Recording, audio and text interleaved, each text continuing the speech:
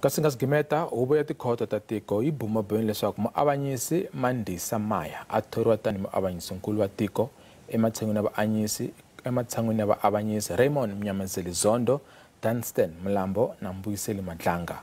Kambe President Ramaphosa wa ha ta teka xiboho leswaku yena u ta thola mani. Xana ku ya hi mavonelo ya wena a wu ta tsakela leswaku ku thoriwa mani eka lava mune?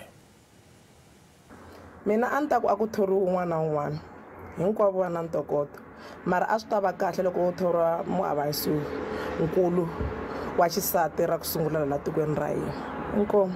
Mina hi mavonelo ma mina i ku loko hi thola munhu hi fanele hi thola munhu hi ku ya hi vuswikoti bya yena, ti-qualification ta yena, experience ya yena, swi nga ri ku i n'wansati or n'wanuna i wa khala ya njhani.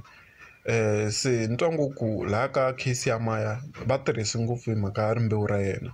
Mina aka vanhu lava va mune ni vona Maya a nga yena a nga ta va mufambisi wa swilo leswiwani, a nga n'wansati ni hlawula yena.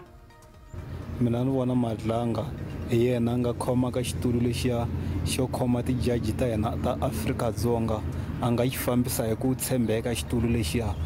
Mina a ni nga tsakela President Ramaphosa loko va nga ta thola Mandisa Maya ku va muavanyisinkulu loyi a lendzelaku.